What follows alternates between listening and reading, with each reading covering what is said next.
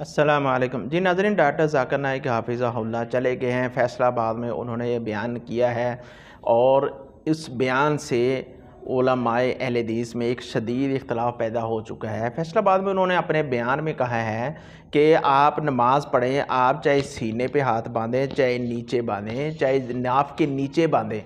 یہ انہوں نے یہ بات کہی ہے. بہت سارے لوگوں نے اس اختلاف کو پکڑ لیا ہے. ذاکر نائک صاحب نے یہ بات کہی ہے کہ آپ ناف سے نیچے بھی ہاتھ باندھ سکتے ہیں، لیکن ان کی ایک قول ہے، ان کی بات ہے، وہ ہمارے لیے دلیل نہیں ہے، وہ ہمارے لیے حدیث نہیں ہے.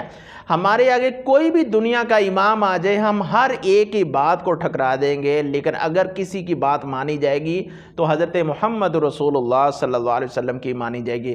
سید سبطین شاہ نقوی حافظہ اللہ نے بہت ان کے ساتھ اختلاف کیا. اسی طرح قاری خلیل الرحمن جوید صاحب ہیں کراچی سے، انہوں نے بہت زیادہ اختلاف کیا ہے. بالکل صحیح بات ہے. انہوں نے کہا ہے کہ آپ جہاں مرضی ہاتھ باندھ لیں. اس بات کا انہوں نے حوالہ دینا چاہیے تھا، دلیل دینی چاہیے تھی، لیکن انہوں نے یہ کہا ہے کہ آپ ہاتھ جہاں مرضی باندھ لیں. ان کی قول ہے، ان کا خیال، وہ کہیں لڑے نہ جھگڑے نہ لیکن نماز پڑھیں. ٹھیک ہے، لیکن اس بات کی انہیں دلیل دینی چاہیے تھی. لیکن اس وقت جو ہے علماء میں ایک تک شدید اختلاف پہنچ چکا ہے. لیکن ذاکر نائک صاحب یہ دیکھیں کہ وہ نماز خود کیسے پڑھتے ہیں. لوگوں کو کہتے ہیں کہ آپ سینے پہ ہاتھ باندھ لیں، نیچے باندھ لیں، ناف کے نیچے باندھ لیں، لیکن آپ خود وہ کیسا عمل کر دیں. یہ دین کی بات میں ہمیں گول نہیں ہونا چاہیے. دین کی بات میں گول انڈے کی طرح نہیں بننا چاہیے. ہمیں سیدھی بات، دو ٹوک بات جو قرآن و حدیث سے ہمیں پتہ چلتا ہے، بس اس لیے انہوں نے کہہ دیا کہ ہمارے خلاف کوئی نہ ہو جائے. لیکن حضرت شاہ صاحب نقوی حافظہ اللہ کا بہت ہی اچھا بیان ہے. انہوں نے بہت اچھا کیا کہ وہ ذاکر نائک صاحب ہمیں اس بات کی دلیل دیں. پاکستان کے اندر ابھی دور آتے ہیں، وہ اس بات کی دلیل دیں کہ ناف کے نیچے ہاتھ باندھنے کی کیا دلیل ہے. خود تو وہ رفع دین کرتے ہیں، سینے پر ہاتھ باندھتے ہیں، لیکن لوگوں کو کیا کہتے ہیں. صحیح بات ہے، رائٹ ہے. حضرت شاہ صاحب کا اختلاف جو ہے رائٹ ہے.